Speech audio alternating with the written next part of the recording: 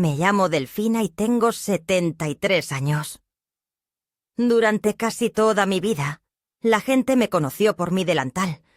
Fui cocinera en una escuela pública del sur de Ciudad de México durante más de 3 décadas. Mi vida no tuvo lujos, ni viajes, ni reconocimientos públicos, pero estaba llena de sentido.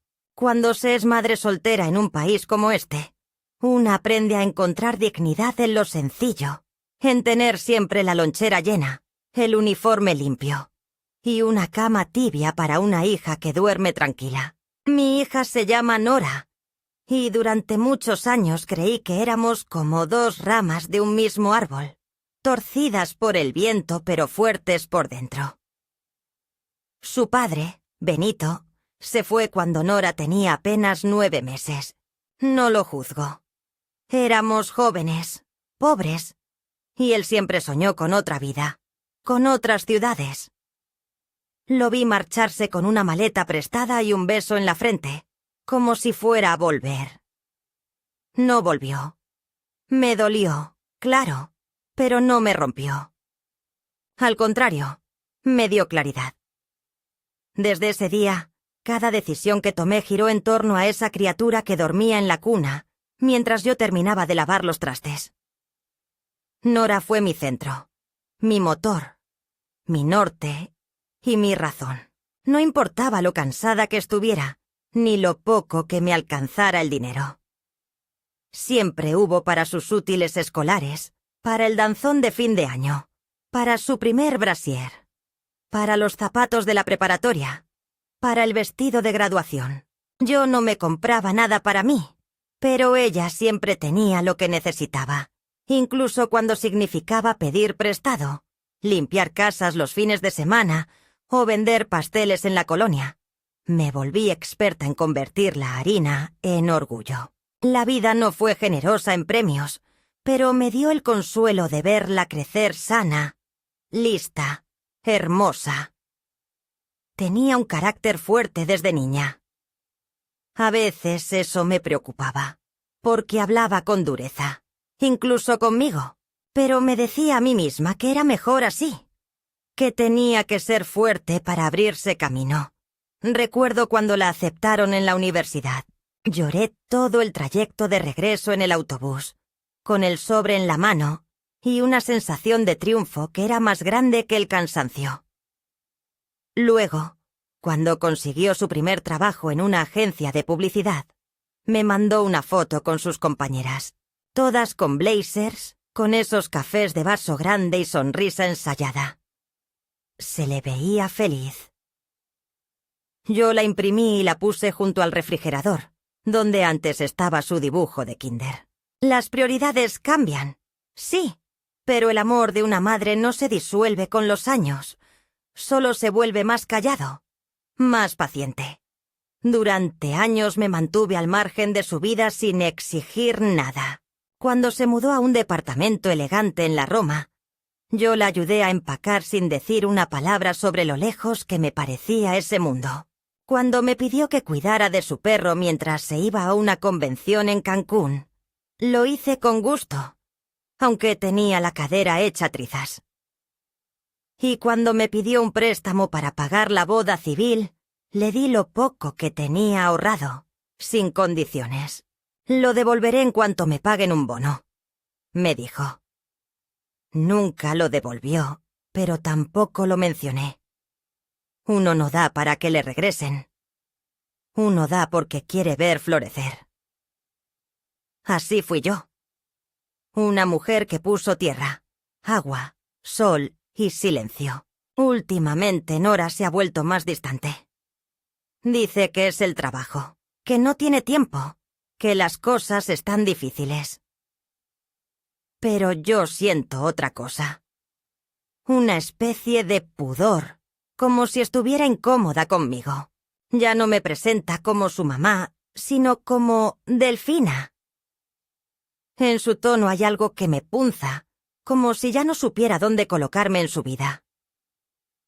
En Navidad del año pasado me sentaron al lado del baño, lejos de la mesa principal. «Es por el espacio», dijo.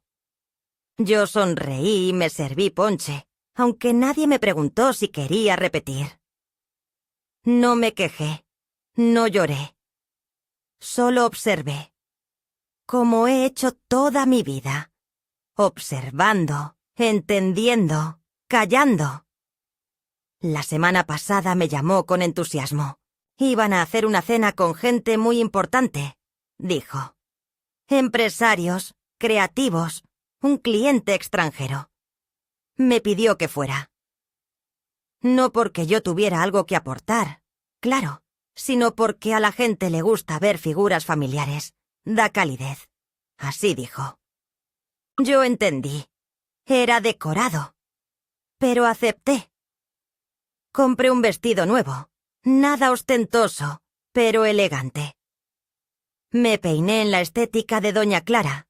Me puse mis aretes de perla falsa y horneé un bizcocho de manzana con mi receta especial.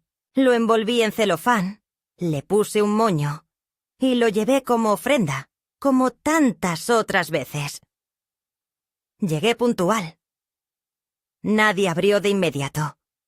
Toqué 2 veces antes de que la muchacha del servicio me dejara pasar. Todo estaba impecable.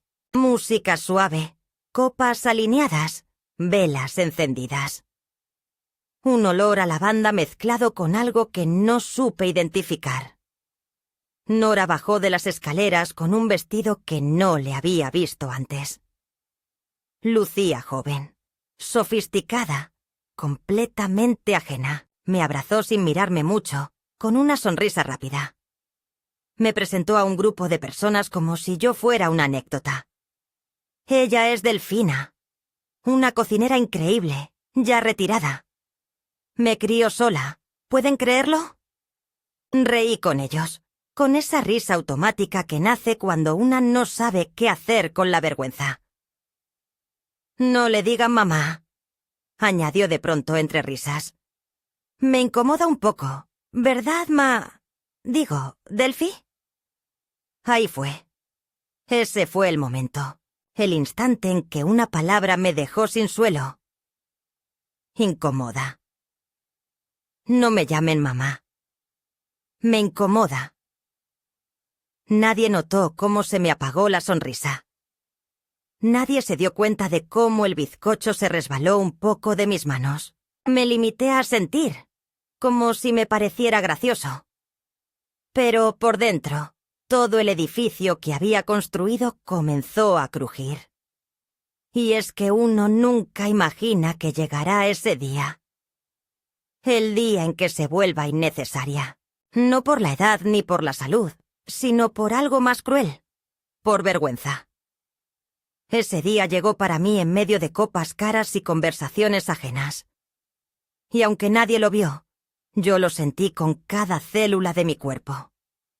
Porque no hay bofetada más dura que aquella que se da con una sonrisa y delante de todos. La cena avanzaba como una función bien ensayada. Todos parecían saber sus líneas, sus gestos, incluso sus silencios. Nora se movía como una directora entre actores. Susurraba cosas al oído de un camarero. Lanzaba sonrisas perfectas. Corregía la posición de una copa sin siquiera mirarla.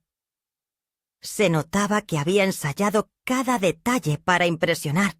Yo, sentada en una silla al fondo del salón, con mi bizcocho sobre el regazo como si fuera una reliquia, observaba sin hacer ruido.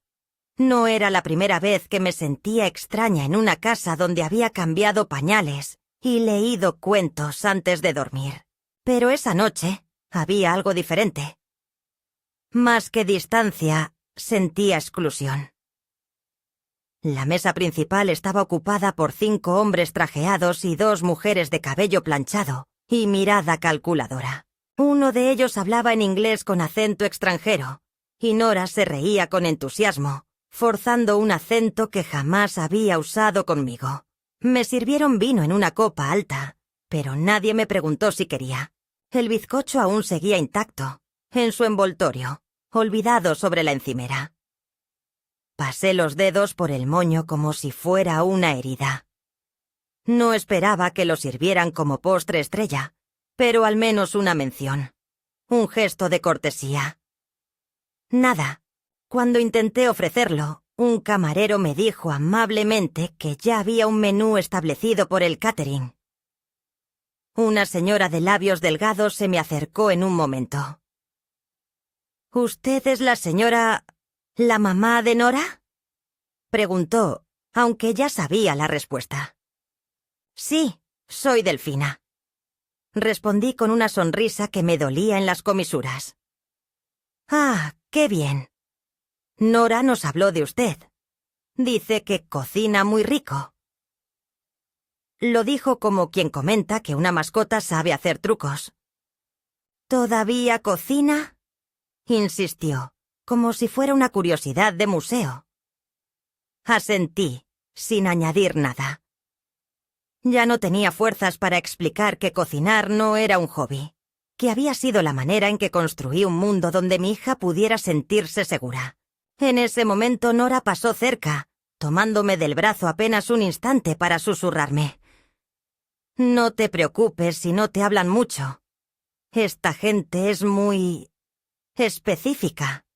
Solo mantente relajada, ¿sí? Luego siguió caminando, dejando detrás de sí un perfume caro que no lograba borrar la frialdad de sus palabras. Específica, pensaba yo. ¿Qué significaba eso? ¿Que yo no encajaba? ¿Que debía evitar hablar, evitar ser vista, evitar recordar que había sido yo quien financió su primer portátil, su primer inglés intensivo, su primer mes de renta cuando no llegaba a fin de mes? Intenté integrarme. Pregunté a un joven sobre su trabajo y me respondió con monosílabos, con esa condescendencia que se reserva para los ancianos. A los pocos minutos, me encontraba de nuevo sola, mirando los cuadros de diseño moderno en las paredes y las lámparas que colgaban como esculturas. Recordé las primeras lámparas que compré en una tienda de segunda mano, cuando nos mudamos a un departamento que tenía más goteras que ventanas. Recordé cómo tapaba las fugas con trapos y cubetas mientras Nora dormía, y sin embargo, en esta casa no había un solo rastro de mí. Era como si yo no hubiera existido. Luego llegó el brindis. Nora alzó la copa con firmeza. Quiero agradecer a todos por estar aquí esta noche, dijo con la voz proyectada como actriz de teatro. Este proyecto representa años de esfuerzo, y compartirlo con ustedes es una bendición. Quiero agradecer también a mi esposo, a mi equipo, y a las personas que creyeron en mí desde el inicio. Hizo una pausa. Yo esperé. Pensé que me nombraría, que diría algo, aunque fuera breve. Nada, siguió hablando de cifras, de visiones, de lo que vendría. Terminé de beber el vino sin sabor, sintiendo cómo me quemaba la garganta. El bizcocho, aún intacto, parecía mirarme con lástima desde la encimera. Después del brindis, la música cambió a algo más suave, casi imperceptible. Algunos comenzaron a bailar. Otros se agruparon en la terraza a fumar o a presumir sus relojes. Yo caminé con discreción hacia el balcón trasero, buscando aire. Desde ahí se veía la ciudad iluminada, indiferente. Me apoyé en la baranda, respirando hondo, preguntándome en qué momento se rompió el lazo. Quizá no fue un momento, pensé, sino una sucesión de gestos, de renuncias, de silencios. El amor no desaparece de golpe. Se va deshilando. Y yo había tirado de ese hilo durante años, sin mirar cuánto se había encogido. Volví al interior y me detuve junto al bizcocho. Lo tomé entre las manos, quité el moño, abrí el celofán, corté una rebanada pequeña y la puse en un plato. Me senté en la barra de la cocina y la comí despacio, saboreando la canela, el azúcar moreno, las manzanas suaves. Era un sabor conocido, un sabor de hogar. Me lo había enseñado mi madre, que me lo preparaba cuando sacaba buenas calificaciones o cuando lloraba por no tener zapatos nuevos. Era un sabor que me recordaba quién soy, más allá de los títulos, de los brillos, de las etiquetas. Nora pasó cerca de nuevo. ¿Estás bien?, preguntó con una sonrisa rápida. Perfectamente, respondí. Está rico tu pastel, dijo sin probarlo. Luego miró hacia sus invitados y volvió al centro de la sala, como una mariposa atrapada en una red invisible. Observé su figura desde lejos. Reconocía sus gestos, su risa forzada, su necesidad de aprobación. Me dolió verla así. Me dolió más saber que en ese escenario yo era un estorbo, un recuerdo incómodo, una nota desafinada. Y entonces ocurrió. Una mujer se acercó a Nora, una de esas con labios tensos y bolso costoso. Le preguntó en voz alta. ¿Ella es tu mamá? Nora titubeó un segundo. Luego sonrió, esa sonrisa suya que aprendió en cursos de relaciones públicas, y dijo: No, no exactamente. Es Delfina. Me ayudó a crecer, digamos.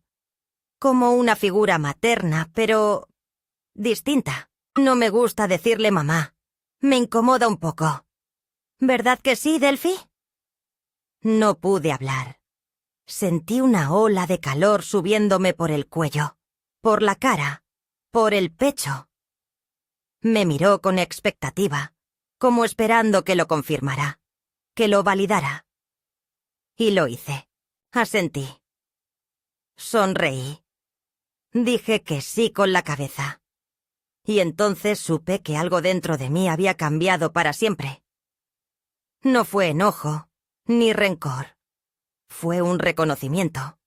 La certeza de que yo ya no era su madre a sus ojos, o no del modo que ella necesitaba presentarse ante los demás. Y entendí que esa frase no era nueva. Solo era la primera vez que la decía en voz alta. La noche continuó. Pero para mí todo ya había cambiado. Aunque las luces seguían encendidas, la música aún flotaba en el aire como una niebla sofisticada, y las copas seguían chocando con sonidos de cristal fino. Yo me sentía lejos, como si me hubieran trasladado a una dimensión paralela donde era testigo, invisible de una vida que alguna vez me perteneció. Caminaba entre la gente como quien atraviesa una fiesta que no es suya, con la diferencia de que en esta, cada rostro, cada objeto, cada rincón, llevaba mi nombre sin que nadie lo recordara. Estaban ahí los floreros que ayudé a elegir para su boda civil, las sillas que recomendé porque eran firmes y cómodas, los platos que compramos juntas en una tienda de descuentos cuando apenas estaban decorando su primer departamento. Pero ahora, todo eso era parte de otro mundo, de un entorno que me había expulsado con la elegancia de la omisión. Intenté no hacer una escena. No soy de esas mujeres que levantan la voz o que arman escándalos. Quizá debería serlo. Quizá el dolor de ser negada públicamente merecía una reacción más ruidosa. Pero la verdad es que no tenía fuerza para eso. Lo único que podía hacer era quedarme quieta, sostener mi bolso con ambas manos y observar. Un gesto simple, pero dentro de mí hervía una confusión que apenas comenzaba a tomar forma. No sabía si era tristeza, humillación o una suerte de duelo. Pero sí sabía que se estaba gestando algo que cambiaría la forma en que me vería a mí misma de ahí en adelante. Cuando los invitados comenzaron a irse, me escabullí al baño, más por refugio que por necesidad. Me miré en el espejo. El maquillaje estaba intacto, pero mis ojos ya no eran los mismos. Había una sombra en ellos, algo que no estaba por la mañana cuando salí de casa con ilusión. Me mojé la cara, sin arruinar el maquillaje, y me quedé mirando mi reflejo durante largos minutos. No pensaba en nada concreto. Solo sentía. Me dolía todo el cuerpo. Como si el peso de una vida entera me hubiera caído encima en unas pocas horas. Al salir, encontré a Nora recostada en un sillón, con su celular en la mano, sonriendo a la pantalla. Al verme se incorporó con un movimiento rápido, casi automático. «Ah, ahí estás. Pensé que ya te habías ido. Perdona si estuve un poco ausente hoy. Tú sabes cómo es esto. La gente, las impresiones, los negocios». Hablaba como si yo fuera parte de su equipo, como si nuestra relación fuera una formalidad. No había ternura en sus palabras, solo ese tono administrativo que usan quienes no quieren detenerse demasiado en lo emocional. «¿Quieres que te pida un taxi?», añadió. Negué con la cabeza, bajando la mirada. «Prefiero caminar un poco. El aire me hará bien». Mentí. Tomé el bizcocho, que seguía sin abrir, como un símbolo de todo lo que había sido ignorado esa noche. Nadie preguntó si necesitaba ayuda. Nadie se ofreció a acompañarme. Ni siquiera me abrazó al despedirme. Solo una despedida rápida con la mano, como quien cierra la puerta a un mensajero. Afuera, el aire era tibio, pero yo temblaba. Caminé varias cuadras sin rumbo, con el pastel contra el pecho como un escudo inútil. Mis piernas dolían, pero no quería subir a un taxi aún. Necesitaba sentir el suelo bajo mis pies. Necesitaba saber que seguía viva, aunque dolida. Al llegar a casa, todo me pareció más pequeño, más silencioso, más ajeno. Dejé el bizcocho en la encimera, esta vez sin moño. Me quité los zapatos con torpeza. Me serví una taza de agua caliente y me senté frente a la ventana. No encendí la luz. Solo la penumbra, las sombras proyectadas por los autos en la calle.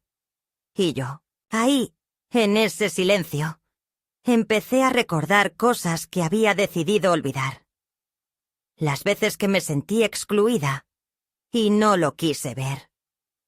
Las llamadas que Nora no devolvía. Los cumpleaños que ya no celebrábamos juntas. Las pequeñas formas en que me fue borrando de su vida, sin que yo lo notara.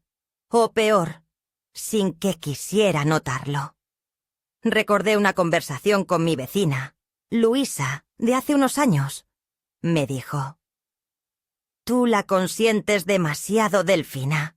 Uno también tiene que enseñarle a los hijos que las madres no son eternas». En ese momento me pareció una exageración. ¿Cómo no iba a darle todo a mi hija si era lo único que tenía? Pero ahora comprendía que Luisa no hablaba de dureza, sino de dignidad. Yo no había sabido poner límites. Había sido generosa hasta la despersonalización, amorosa hasta la desaparición. Había dejado de ser Delfina para convertirme en un recurso. Una figura útil, sí, pero incómoda cuando ya no hacía falta. Subí al altillo donde guardo las cosas importantes. Abrí una caja de lata que contiene recuerdos. Cartas que Nora me escribió de niña. Fotos de cuando aprendió a Toshio a andar en bicicleta. Una medallita que me dio en la primera comunión. Todo estaba ahí, intacto, como si el tiempo no hubiera pasado. Me detuve en una carta que escribió a los 8 años. Decía: «Mami, cuando sea grande te voy a comprar una casa con jardín, porque tú te mereces flores todos los días». Lloré, no porque esperara esa casa, sino porque ya ni siquiera recordaba la promesa.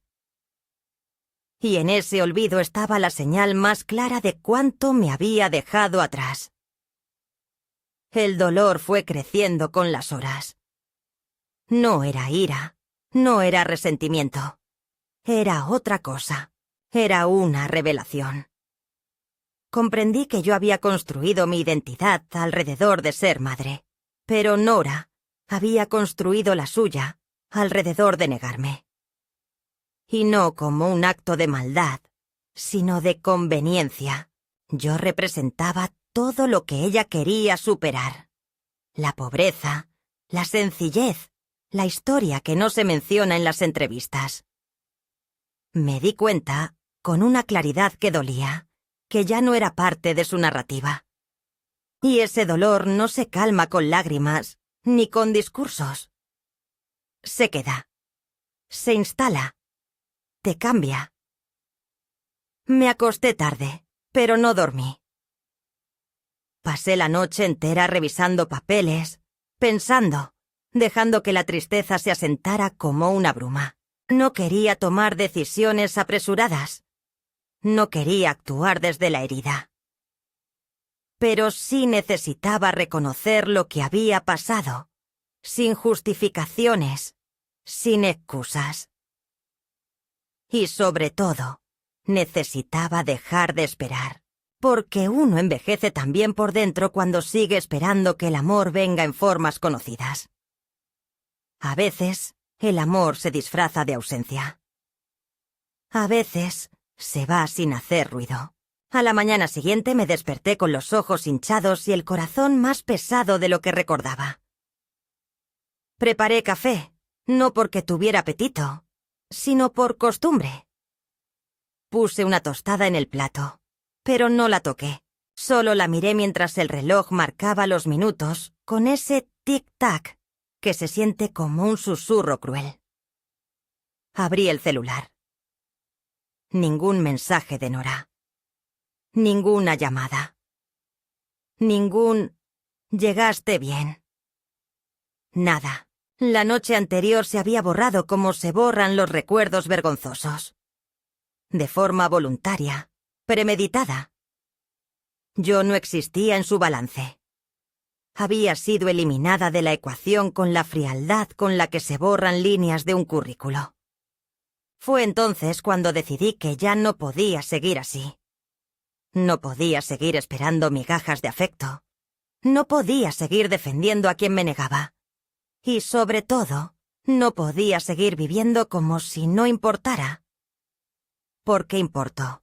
Porque soy más que una madre relegada. Más que una señora de cocina. Porque también tengo una historia. Una voz. Una vida que merece ser respetada. No sabía aún qué haría. Ni cómo. Pero sí sabía que había llegado a un punto de quiebre. El amor de madre no desaparece, pero se transforma. Y esa noche, entre el dolor y la lucidez, el mío cambió para siempre. Durante los días que siguieron así aquella cena, no hubo ningún mensaje, ningún intento de contacto, ni siquiera una excusa breve. Una palabra ligera que pretendiera suavizar lo que había sucedido. El silencio se volvió una segunda piel sobre mi cuerpo. Al principio incómodo, luego familiar. No esperaba una disculpa formal. Eso habría sido demasiado pretencioso de mi parte. Pero sí pensé que, al menos, habría algún indicio de incomodidad. Una señal de que Nora había comprendido el peso de sus palabras. Sin embargo, lo único que recibí fue la nada. Y en esa nada comencé a habitar. La casa se me hizo más grande de lo habitual y al mismo tiempo más estrecha. Caminaba entre los cuartos con una lentitud deliberada, como si buscara algo que se me había extraviado sin nombre. La televisión quedó apagada varios días. La radio también. El sonido me molestaba. Era como si cualquier interferencia externa me impidiera escuchar la voz interna que empezaba a hablar, tímida pero clara, desde algún rincón profundo que yo había ignorado durante años. Esa voz no exigía venganza ni justicia, ni siquiera reconocimiento. Lo que pedía era algo más elemental: recuperar mi centro. Me senté con una libreta nueva, una que había comprado hacía meses con la intención de escribir recetas para dejarle a Nora, una especie de legado culinario. Pero ya no tenía sentido.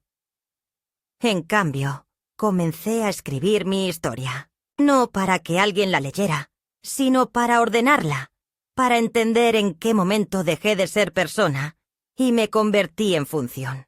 Escribí sobre mis años de juventud, sobre mi madre y su paciencia infinita, sobre mi primer amor que me rompió el corazón a los 19, sobre la alegría de ver caminar a Nora por primera vez, y también sobre la culpa que siempre me acompañó, esa culpa silenciosa que sentimos las mujeres que eligen no tener pareja después de ser abandonadas, como si la soledad fuera una condena autoimpuesta por no saber retener. Escribir me devolvió algo de claridad.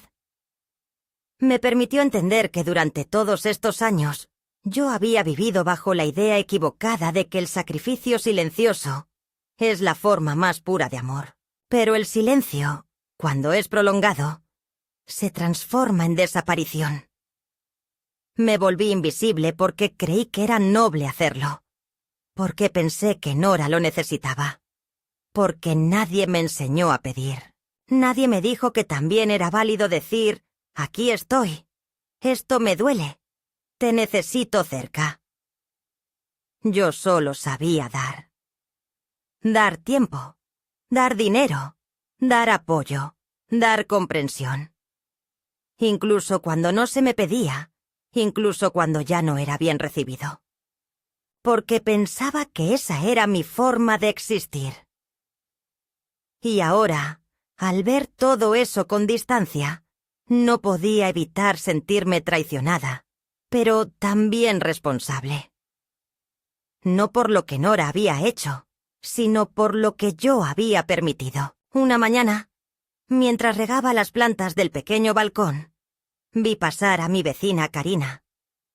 Me saludó como siempre, con esa mezcla de respeto y curiosidad que suelen tener los más jóvenes con los mayores, que no comprenden del todo. ¿Todo bien, señora Delfina?, preguntó. Asentí como era mi costumbre, pero esa vez no me guardé el resto. ¿Tienes tiempo para un café?, dije. Me sorprendí a mí misma al pronunciarlo. Ella se mostró encantada, y minutos después estábamos sentadas en la cocina, con tazas humeantes y una bandeja de galletas que yo había horneado la noche anterior. Quizá por costumbre, quizá por necesidad.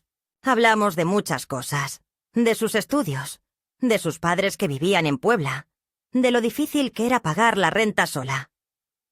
Le pregunté si conocía a alguna arquitecta joven, alguien con ideas frescas, con deseo de construir algo distinto. Se extrañó, pero me dijo que sí, que su amiga Belén recién se había graduado y buscaba oportunidades. Le pedí que nos pusiera en contacto.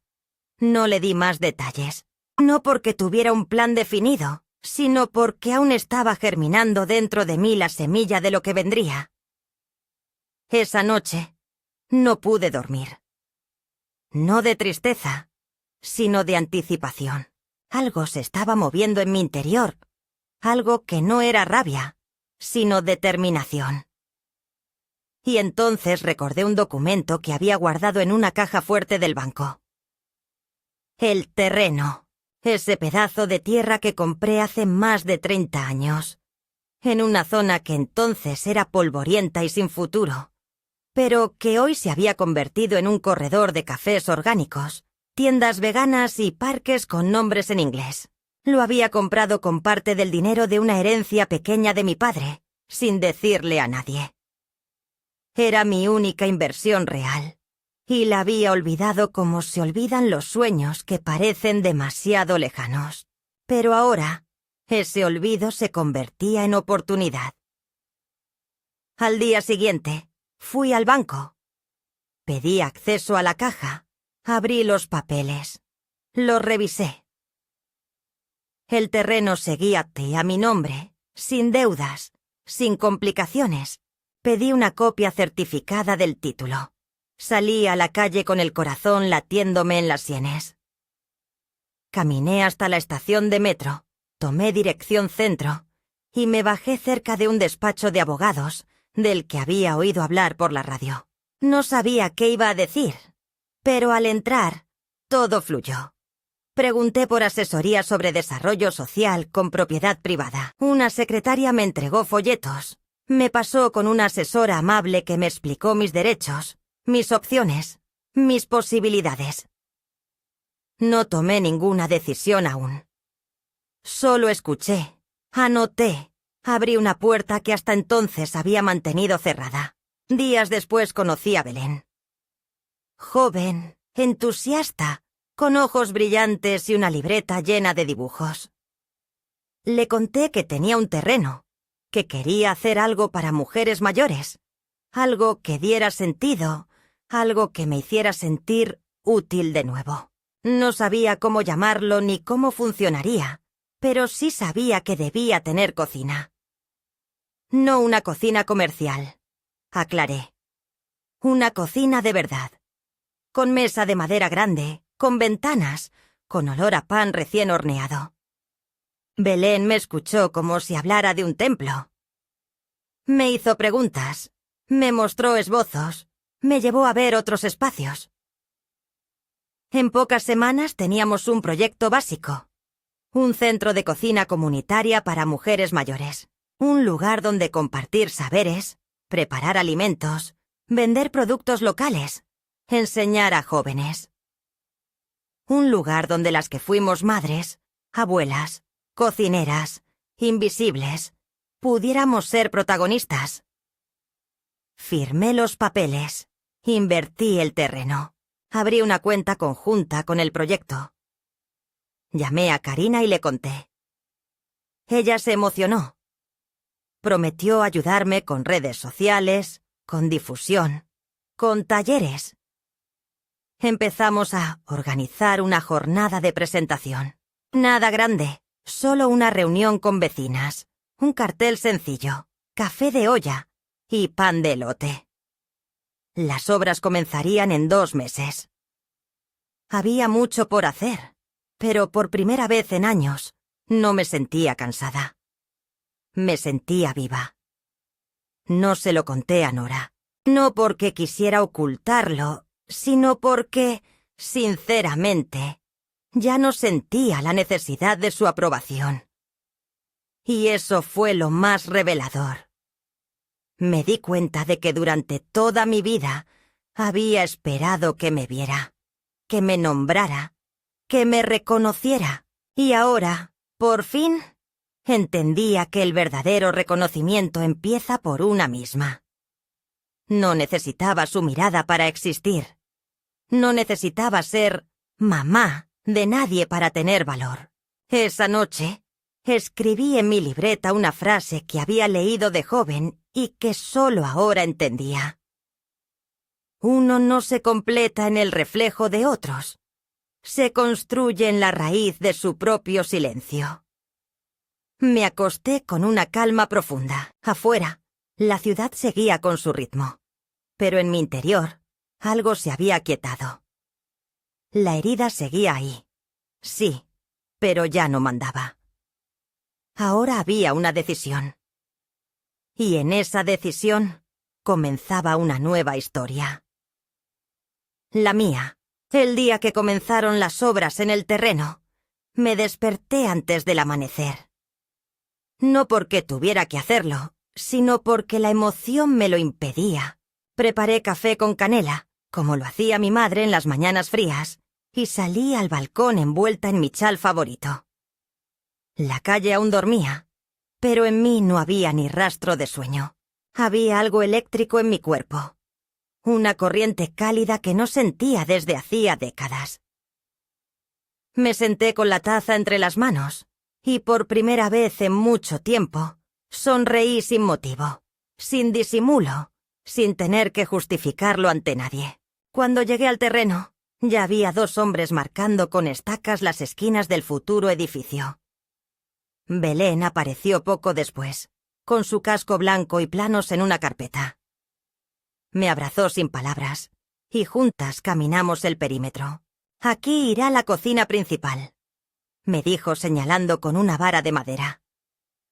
Y allí, una pequeña biblioteca de recetarios, historias de vida, memorias escritas por las mismas mujeres. Cada palabra suya me hacía vibrar.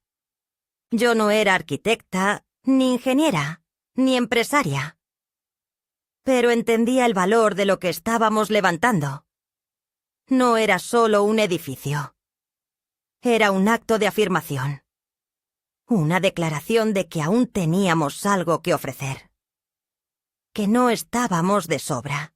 Que la vida no se terminaba con el retiro, ni con el abandono de los hijos, ni con la muerte de los maridos. Durante semanas fui todos los días al terreno. No hacía mucho, pero estaba presente. Llevaba café, pan, hablaba con los obreros, anotaba ideas. Belén me escuchaba con una paciencia reverencial. A veces llegaban mujeres del barrio, curiosas. Les hablaba con honestidad. Les contaba de mi historia, de lo que habíamos vivido tantas, de cómo queríamos un espacio para nosotras, por nosotras. Algunas lloraban, otras me abrazaban. Una incluso llevó un paquete de harina y huevos como primera donación. Yo guardaba todo, registraba todo. Comenzamos a formar un pequeño grupo de mujeres dispuestas a participar. Costureras, cocineras, tejedoras, maestras jubiladas, enfermeras retiradas. Todas con algo que decir, algo que enseñar. Un ejército de sabiduría que nadie había convocado hasta ahora. No fue hasta que publicaron una pequeña nota en un periódico local que Nora se enteró. La nota era breve, pero emotiva. Delfina Córdoba, de 73 años, transforma un viejo terreno en un centro comunitario para mujeres mayores. No queremos ser un recuerdo, queremos ser semilla, dijo en la presentación del proyecto. A los 2 días, sonó mi teléfono. Era ella. Hacía semanas que no escuchaba su voz. Dudé antes de contestar, pero lo hice. Mamá o Delfina, no sé cómo prefieres ahora, dijo, con un tono que oscilaba entre sarcasmo y desconcierto. Acabo de ver una nota. ¿Desde cuándo tienes un terreno? ¿Desde cuándo haces centros comunitarios? Su tono era más de acusación que de curiosidad. Le respondí con calma, explicándole que el terreno era mío desde hacía décadas, que nunca lo mencioné porque no lo creí relevante, y que ahora decidí invertirlo en algo que me hiciera sentir útil, viva, acompañada. ¿Y por qué no me dijiste nada?, preguntó con una voz más baja. Porque no me preguntaste, respondí. Hubo un silencio largo. Luego dijo algo que me dolió más de lo que esperaba. Todo el mundo me está mandando la nota. Dicen que tu historia es inspiradora, que eres una visionaria. Y yo me entero por un recorte de periódico. No pude evitar responderle. Tal vez así sientes lo que yo sentí en tu cena, cuando tú decidiste que ser mi hija era incómodo. Colgó sin decir adiós. Los días siguientes fueron tensos. A pesar de su reacción, la noticia comenzó a circular. Las redes sociales, con la ayuda de Karina, hicieron su parte. Una pequeña cadena de televisión local vino a entrevistarme. Me pidieron que hablara de mi motivación, de mi historia. Lo hice con sinceridad, sin dramatismos. Hablé de lo que significa envejecer en silencio, de cómo la sociedad nos borra a las mujeres mayores, de cómo aún tenemos mucho por ofrecer. La nota se volvió viral en ciertos círculos. Mujeres de otras ciudades escribían correos electrónicos, pedían consejos, ofrecían donaciones. Era como si una brecha se hubiera abierto, como si tantas mujeres invisibles hubieran encontrado una grieta por donde colarse de nuevo en el mundo. Y entonces, sin esperarlo, Nora apareció en el terreno. Un viernes por la tarde, yo estaba con Belén revisando una lista de compras para la cocina. Vi su coche desde lejos. Bajó con lentes oscuros, con su andar firme, su bolso elegante. Caminó hasta mí como si estuviera en una reunión de trabajo. ¿Podemos hablar?, dijo. Asentí. Nos alejamos unos pasos, hasta un rincón del terreno donde ya se había marcado el límite del jardín de hierbas. No entiendo qué es esto. No entiendo qué te pasa. ¿Estás enojada conmigo? ¿Quieres castigarme?, soltó sin filtro. La miré sin parpadear. No quiero castigarte, Nora. Quiero vivir. Y esta es mi manera de hacerlo. Tú tienes tu vida. Yo ahora tengo la mía. Su rostro se endureció. ¿Y tu vida es dejarme fuera? ¿No invitarme a participar? ¿No contar conmigo? Respiré hondo. Tú misma dijiste que te incomodaba que te llamara mamá, que te presentara como madre, que yo estuviera en tu mundo. Me lo dejaste claro. Y yo, por fin, lo escuché. No dijo nada. Sus labios temblaron ligeramente, pero no habló. Solo dio media vuelta y se fue. Esa noche no dormí bien. Aunque me sentía firme en mi decisión, algo en mí seguía esperando algo de ella. Una comprensión, una señal, una grieta en su coraza. Pero no llegó. Lo que sí llegó fue una carta. No de ella, sino de Aina, su hija, mi nieta. Escrita a mano, con tinta morada. Abuela, leí tu entrevista. Estoy orgullosa de ti. No entiendo por qué mamá está tan molesta, pero yo quiero ayudarte. ¿Puedo ir a verte un día? No quiero perderte. Lloré. Lloré de verdad. No por tristeza, sino por alivio. Porque entre tanto silencio, alguien escuchó. Porque en medio del abandono, alguien se acercó. Porque en la siguiente generación, tal vez, hay una esperanza. Al día siguiente, Aina vino a visitarme.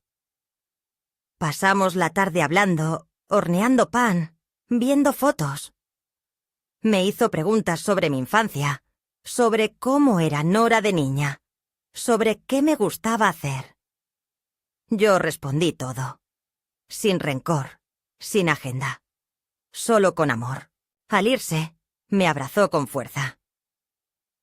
«Eres la mujer más fuerte que conozco», dijo al oído. Y en ese momento supe que no todo estaba perdido.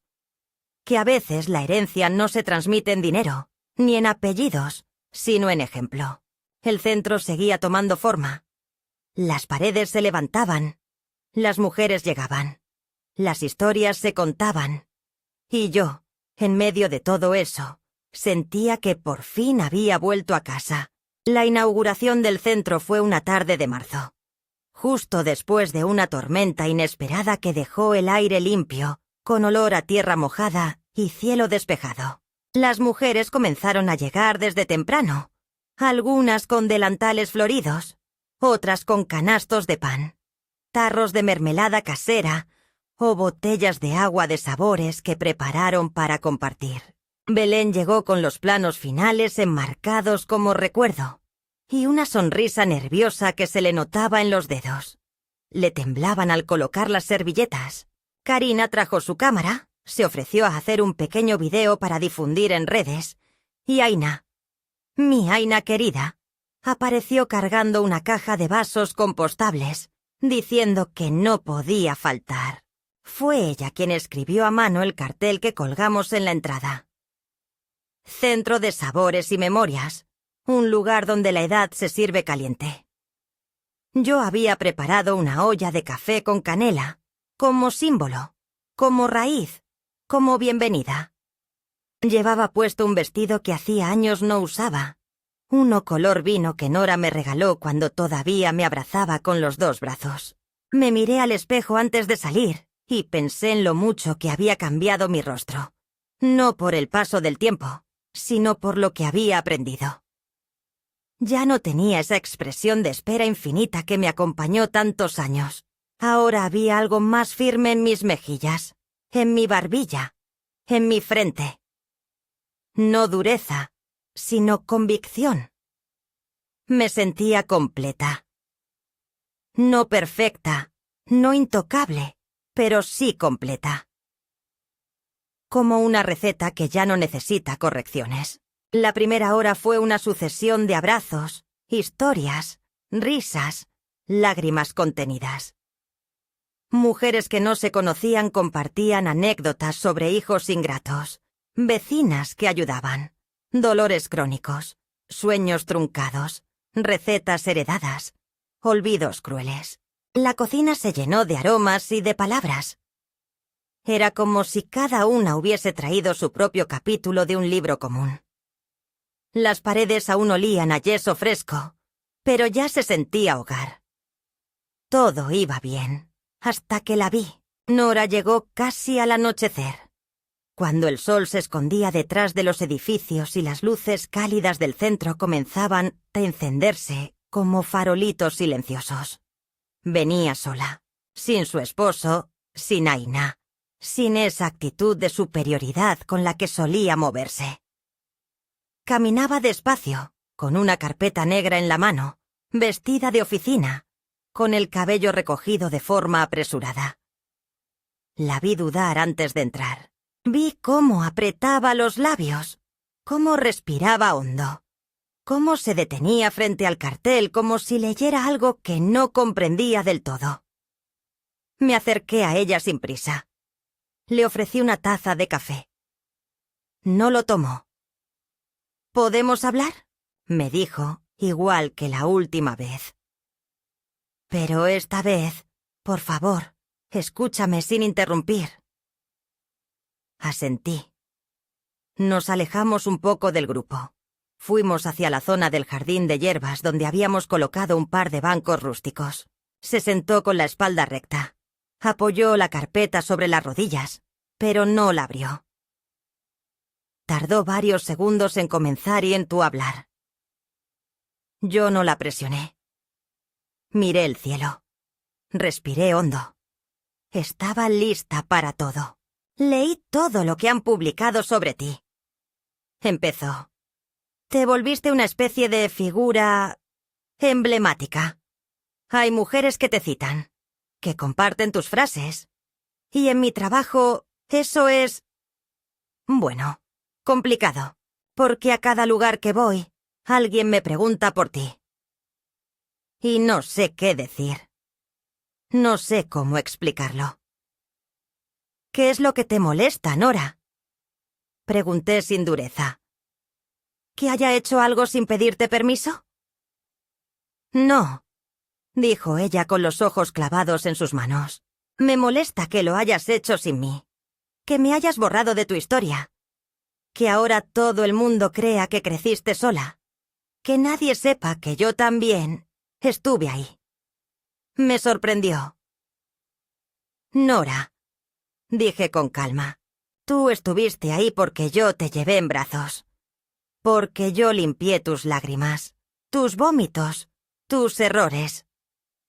Nunca me quejé. Nunca esperé una medalla. Pero tú fuiste borrándome poco a poco. Empezaste con los silencios, con los no hace falta que vengas, con los es mejor que no digas eso. Y luego lo dijiste claramente. No me llames mamá. Me incomoda. No quise responder en ese momento, pero lo entendí y actué en consecuencia. Ella bajó la mirada. Apretó la carpeta. La abrió. Sacó unos papeles. Vine a proponerte algo, dijo. Un proyecto conjunto. Un subsidio privado. Hay una marca interesada en patrocinar centros de este tipo. Si aceptamos, nos dan una inversión importante. Pero necesitamos una imagen común. Un acuerdo. Quieren que tú y yo aparezcamos como madre e hija. como un símbolo de reconciliación. Me quedé en silencio. Ella extendió el documento. Lo tomé con cuidado. Lo leí por encima. Era todo legal, limpio, beneficioso. Pero no sentí nada. Ni alegría, ni sorpresa, ni interés. ¿Quieres que finjamos? Pregunté con calma. ¿Que aparezcamos juntas como si nada hubiera pasado? No es fingir, es marketing, respondió sin ironía. Podemos usar esto a nuestro favor. Podemos construir algo juntas. Tú desde tu experiencia, yo desde la estrategia. ¿Y la verdad, Nora? ¿Dónde queda la verdad? Dijo, y por primera vez sus ojos se llenaron de agua. La verdad es que me duele que no me necesites, que no me hayas llamado, que no me hayas considerado. Porque tú hiciste que necesitarte fuera humillante, dije sin suavizar. Porque cada vez que intenté acercarme, me hiciste sentir pequeña. Porque convertiste el amor en una mercancía. Y yo ya no quiero comprar afecto. Ella no respondió. Las lágrimas comenzaron a caerle, silenciosas, contenidas, rápidas. Las limpió con la manga del saco.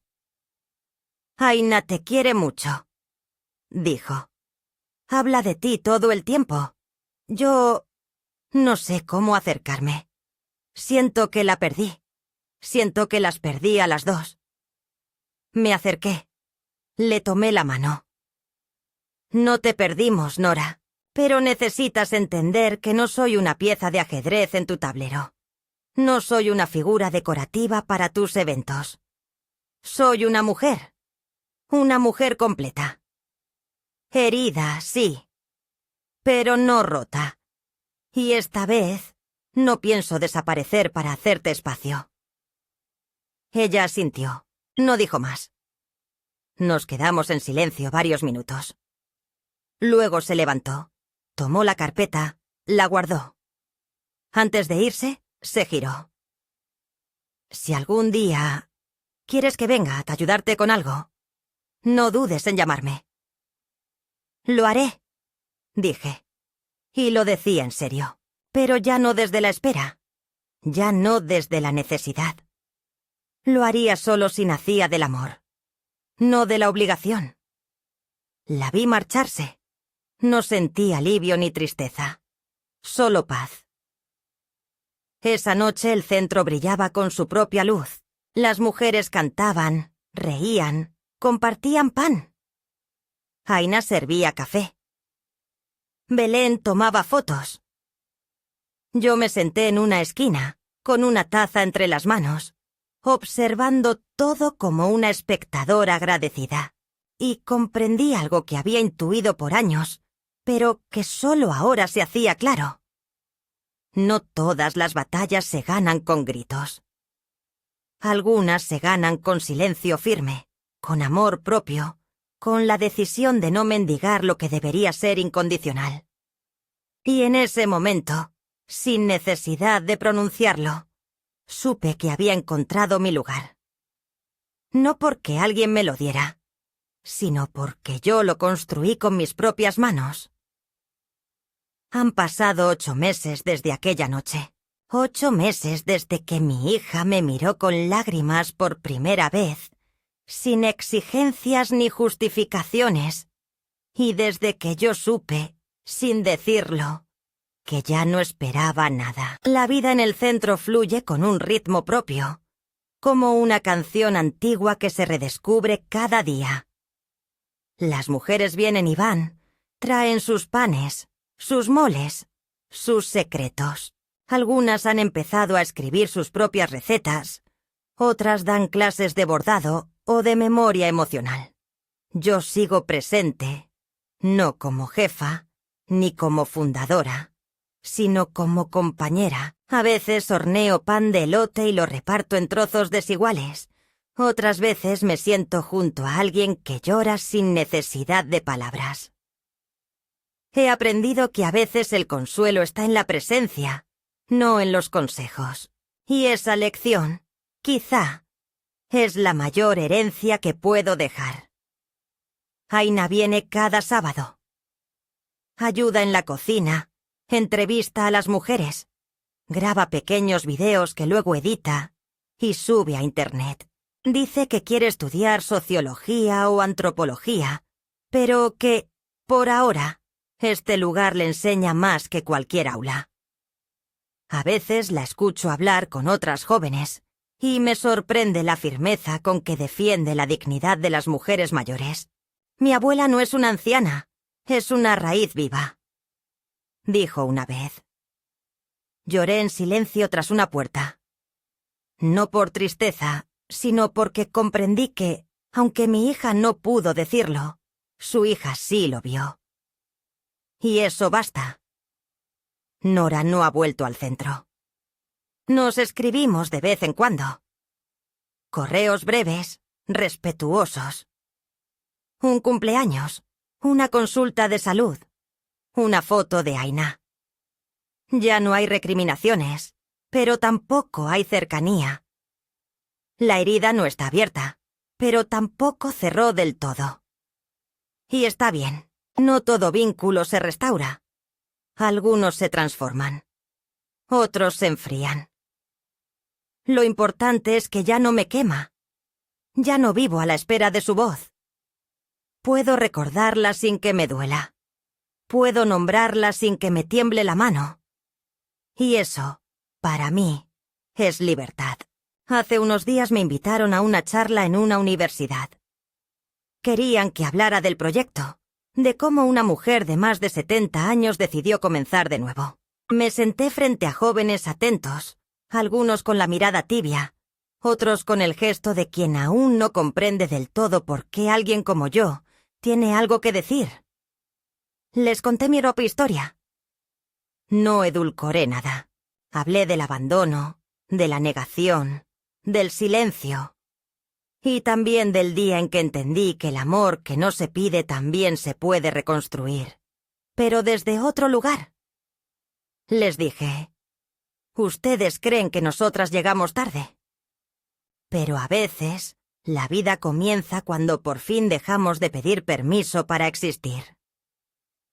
Al terminar, una joven se me acercó y me dijo, mi madre está viva, pero nunca supe cómo hablarle. Gracias por enseñarme que aún tengo tiempo. La abracé. No le dije nada. Pero en mi interior sentí que todas las horas oscuras habían valido la pena. Porque si una sola mujer, una sola hija, puede mirar distinto a su madre gracias a lo que viví, entonces nada fue en vano. Volví a casa esa noche cansada, pero ligera. Me senté frente a la ventana con una taza de té y vi cómo el viento movía las cortinas como si bailaran. Pensé en mi madre, en su voz dulce, en sus silencios. Pensé en mí, en todas mis versiones, en la mujer que fui, en la que esperó, en la que lloró en un baño después de ser negada, y en la que, contra todo pronóstico, eligió no marchitarse. Pensé en todas nosotras, las invisibles, las pospuestas, las incómodas. Y me di cuenta de que tal vez no tengamos un lugar asegurado en las fotografías familiares, pero sí en las historias que nos contamos entre nosotras, en las manos que se encuentran al preparar una masa, en las miradas que se cruzan cuando una dice: yo también pasé por eso. No sé cuánto tiempo me quede. El cuerpo se cansa más rápido, los pasos se hacen más lentos. Pero no me asusta. Porque ahora sé que cada día cuenta, que cada gesto suma, que cada receta compartida es una forma de decir, estuve aquí. Y si algún día Aina cuenta mi historia, si alguna otra joven la escucha y decide mirar a su madre con compasión y no con vergüenza, entonces habré vivido más de una vida. Así que no, ya no espero que me llames mamá. No necesito ese título para saber quién soy. Porque ahora, cuando alguien me pregunta quién es Nora, respondo sin dolor. Es mi hija. Y yo, aunque ella no lo diga, siempre seré su madre. Pero ahora también soy Delfina. Y por fin, me basta.